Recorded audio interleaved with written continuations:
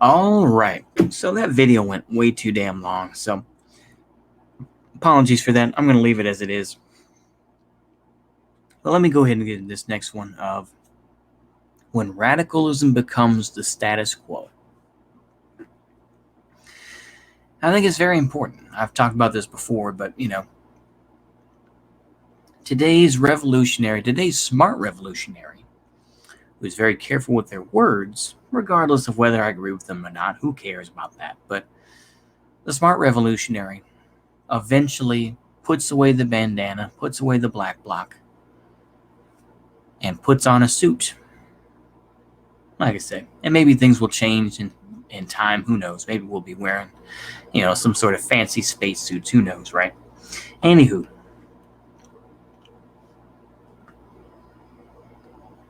it's a very important thing, right? After, the revolution, we'll put it this way, after the overthrow of the Ustasha and the other groups in Yugoslavia, and you had the creation of the Federal Republic of Yugoslavia, and of course the non-aligned groups and all that sort of thing. They distanced themselves from Stalin. They weren't revolutionary anymore because Tito had separated himself from the Soviets. They were trying to create their own thing, right? So they became a status quo sort of thing. Now, of course, you can say it's a market socialism and all that sort of thing, right? But it is what it is. You saw the fancy stuff that Tito had. You saw the fancy uniforms he had. Sometimes he looked sort of like Hermann Goering in some ways. That's my opinion, but that's just an example. Shout out to the other Carl for this, but I will put it this way. When he was saying about Hoja and all the enemies that he killed, and he was very lonely by that point. He was no longer the young revolutionary. He was an older guy in the 1980s, and just kind of lived in poor health and passed away in 1985. Let me see. I know it was in the 80s. Let's see here.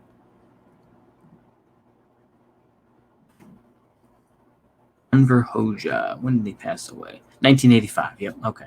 I just want to make sure. 1985, though. So, this is what happens to a point. You can claim to be a radical all you want to, but the thing is, though, is that eventually, if you succeed, that revolution, that radicalism that you had, it's no longer new. It's no longer vibrant. Sort of like being married. It's no longer new and vibrant. It's something that everyone knows, and they kind of know the truth about it, right? And so it's no longer fascinating. Capitalism itself, by itself, isn't that attractive to people.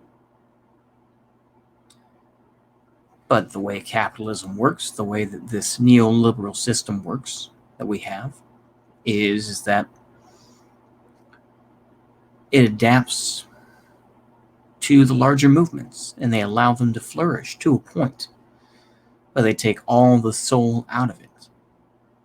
They don't want you to change the system or anything else. They allow you to, become part of the establishment. We see this with Black Lives Matter, right? D. Ray McKesson. D. Ray McKesson was part of BLM. And then he gets a job at GQ. He's absorbed into the system. As the song goes by EPMD, he did the crossover. Ready to run for you. That's a good song. But anyway, the radicalism that exists will eventually become the status quo. Your revolutionary ideas about, let's say, anarcho-communism, where If we just had better contracts and we all, lived in these small little communities and everything. It's no longer revolutionary after a couple of years. And you're going to have people who disagree. And they're going to, fight and everything else, right? Systems get boring. This system has adapted as best it could, right?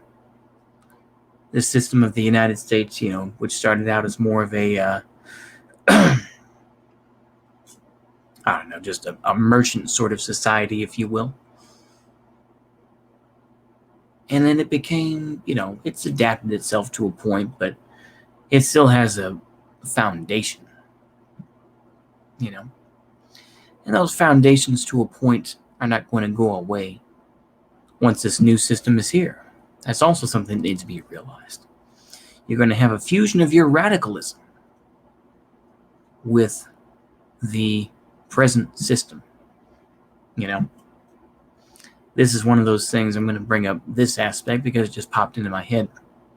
It's the same thing when the Nazis took over. When the Nazis took over, they got rid of a fair amount of stuff. They obviously burned the books of about LGBTQ stuff and all that business, but they kept some things in place. Some of the bars and whatnot and some of the clubs were still open in Berlin. They didn't get rid of all of them. Even Goebbels liked to, fancy himself to watch some of these, especially the lesbian ones. I guess he was freaky like that. But that's you know what? One day I will make a video on that, but not yet. So, anywho. But they kept a lot of the stuff in place because they couldn't just change everything right away. And they slowly but surely made these changes. It's the same thing with the Soviet Union. Soviet Union, of course, primarily being based in the RFSR. I think I may have left some letters out, but basically in Russia. Or the Russian Soviet system. Anyway. It wasn't a socialist republic, but anywho. Wait a minute, it was. But while, a lot of the Wignats, a lot of conservatives will, whine on and on about the destruction of the Russian Orthodox Church and killing millions of Christians. It's true to a point, but the fact is, though, that once Stalin took over, the church was put back into place. The beliefs of the Russian Orthodox were still available. The practices were still there. It was just under the service of the Soviet Union. That's the whole idea. It still existed, And of course now the Russian Orthodox Church has a fair amount of power. And of course then you had the schism between the Russian Orthodox Church and the Ukrainian Orthodox Church. A lot of that is just typical type of, U.S. involvement to break up, Russian and Ukrainian relations. That's a whole other story. This is part of the thing, though, is that, it comes down to what are you going to keep or what do you have to keep? Because people are going to revolt this and that, and what you're going to get rid of. Same thing with the German Democratic Republic, right? There's plenty of videos where it's like, well, they have these Wehrmacht uniforms, they had Nazi generals, this and that. The fact is, though, a lot of those generals were very much under the eye of the Stasi. And any sort of, if they got too wild, or if they found out they did some crimes in the Soviet Union, yeah, you're gonna be kicked out, And so that's the real question. How do you keep it going? That's why, when you see, particularly in the DPRK, you'll see we have to continue the move towards socialism, right? And they continue on with the system as best they can. Now, they've done a lot with afforestation. They've been able to adapt their system as well as they could. And they've tried to produce a lot of consumer goods and everything else. At least from the videos that I've seen. Take it for what it is. But Eventually, your radicalism will become the status quo. Your love for punk rock music is something that, your son may listen to and may like for a little bit, and they'll say, not good enough. And they'll move on to the next thing. This is normal. And it will happen here. So when I say balkanization and, you see all the radicalism that exists, the ones that will survive the longest are the ones that are able to co-opt other movements within it, or to crush those movements quickly, and to keep them from growing and to keep the population as happy as possible, right? So yeah, I think that's all I have to say. This one's a little bit shorter, by about 7 minutes worth, so hopefully y'all enjoy that. I need to get some sleep, so I hope y'all enjoy this one, and see you later, and a goodbye.